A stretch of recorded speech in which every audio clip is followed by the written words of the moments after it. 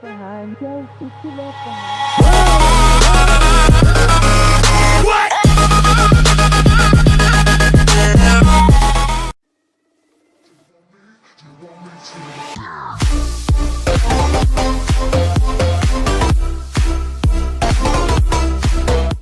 Eh bien salut tout le monde, c'est Sexef. Aujourd'hui on se retrouve pour une nouvelle vidéo Clash Royale. C'est parti. Donc alors aujourd'hui les gars, je vais vous montrer comment jouer un deck spawner. Donc un deck spawner que j'ai trouvé sur YouTube il me semble, ou que j'ai fait, je ne sais plus. Donc le deck spawner qui m'a fait monter assez haut en trophée. J'ai fait 12 victoires consécutives, donc ça m'a fait pas mal monter. J'ai gagné contre d'assez bons joueurs qui avaient des grosses troupes, etc., etc. Voilà, donc je vais vous montrer, voilà le deck, je vais vous montrer le deck, voilà.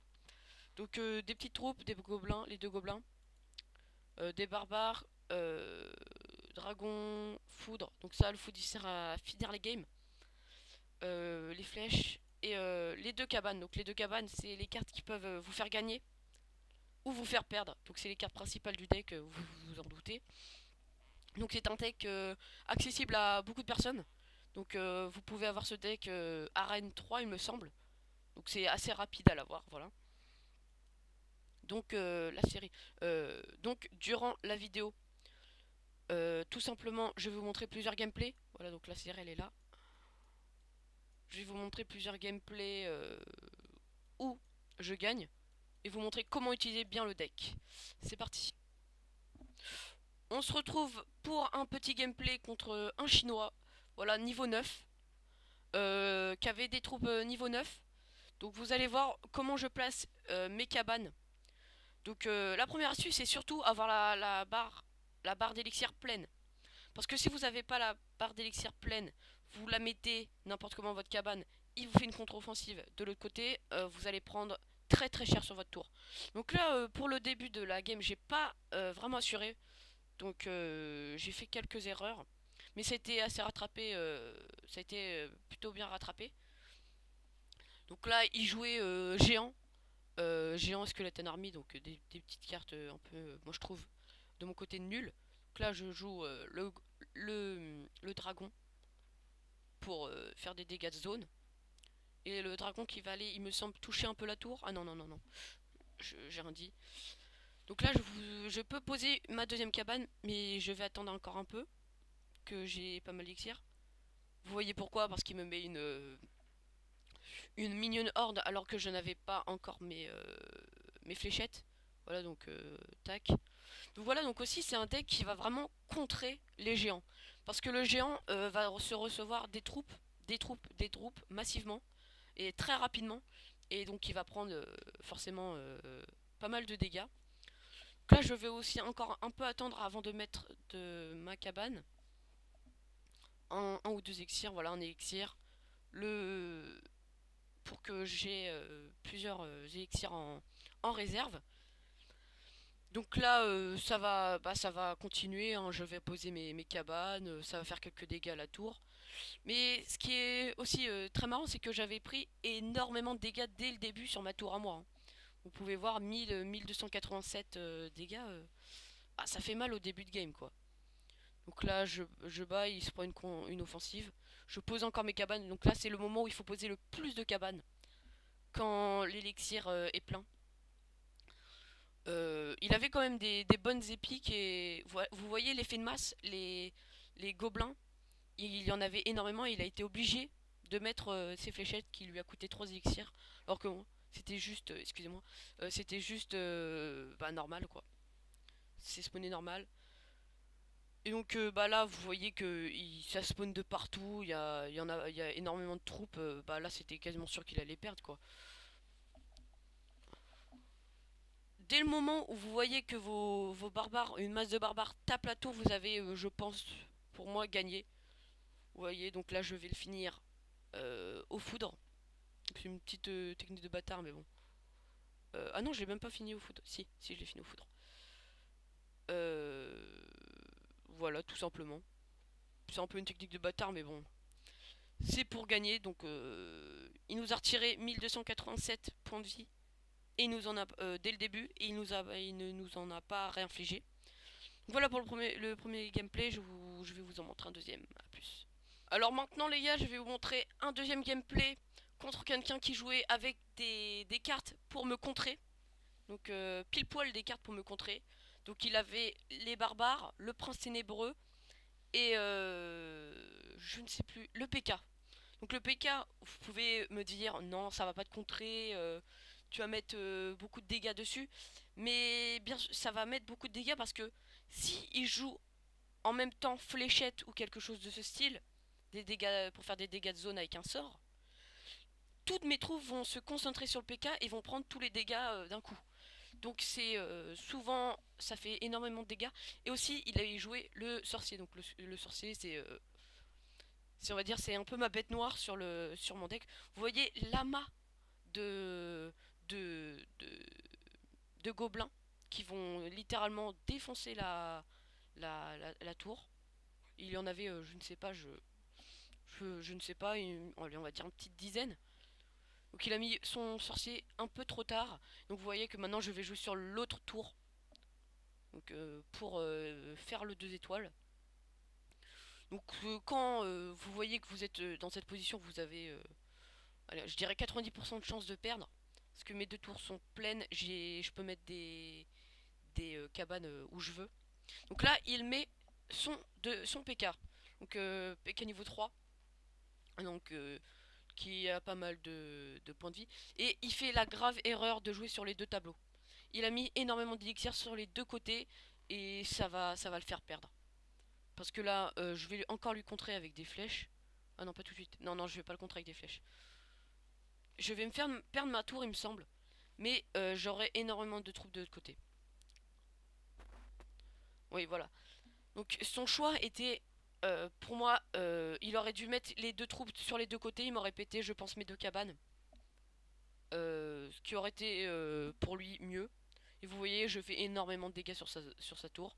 Et ensuite, je n'aurais plus qu'à mettre un foudre et ça sera fini pour lui. Donc là, bien sûr, il faut rester en défense pour pas se prendre pour pas perdre encore une tour. Donc là, il met énormément de troupes, des barbares, des sorciers, le sorcier qui fait vraiment beaucoup de travail derrière, qui tue vraiment beaucoup de mes barbares. Et là aussi, il fait une autre erreur. Donc, ne jamais mettre ses mini-squelettes tout seul. Donc là, il pense que. Il ne savait pas que j'avais le foudre, hein. Parce que le foudre, je le garde vraiment que pour la fin, je ne le montre jamais. Donc là, il joue et je vais lui péter sa tour avec mon foudre. Donc lui, il jouait assez bien. Enfin, il joue assez bien, c'est surtout qu'il avait des cartes pour me contrer. Voilà, donc je vais vous montrer un troisième gameplay qui sera sûrement le dernier. A tout de suite. Et voilà, on se retrouve pour le troisième gameplay. Donc, contre aussi un niveau 8. L'autre, c'était un niveau 7, il me semble. Qui jouait le golem. Donc là, c'est de. Je vais vous montrer comment contrer le golem. Donc, c'est pas moi, hein, c'est surtout les troupes qui contre. Voilà, MDR, c'était drôle, je sais. Donc, le golem. Vous allez voir comment le contrer un maximum. Voilà, donc c'est pas très très compliqué.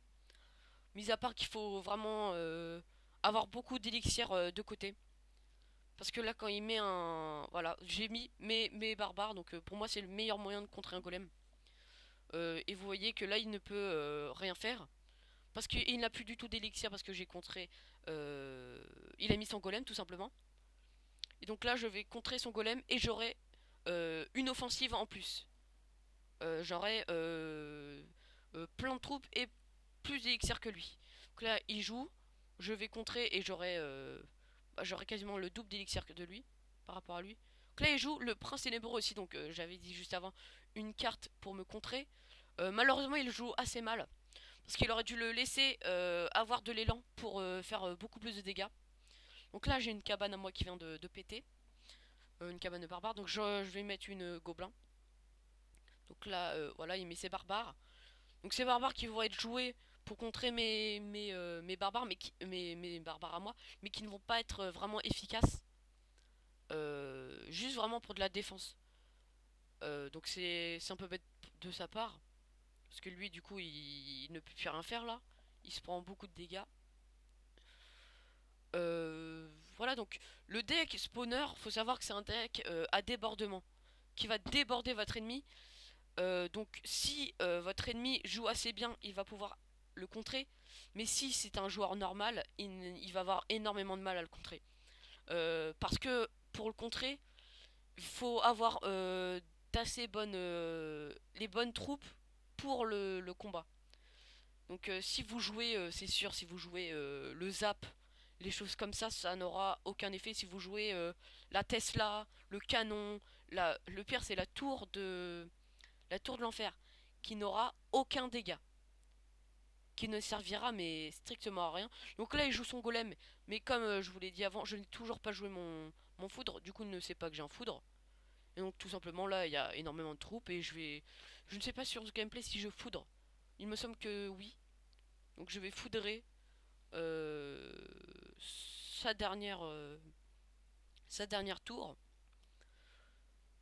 Donc moi pour ma part je vous conseille d'utiliser ce deck parce que je trouve qu'il est assez puissant quand il est bien maîtrisé, je précise. Parce que pour ceux qui ont un peu de mal, il sera pas super le deck. Petit bug. Voilà. Donc voilà, donc ça sera tout pour cette vidéo. J'espère que je vous ai bien montré comment utiliser très bien le deck spawner. Donc voilà, je vais vous présenter aussi mes cartes parce que c'est un peu mes decks.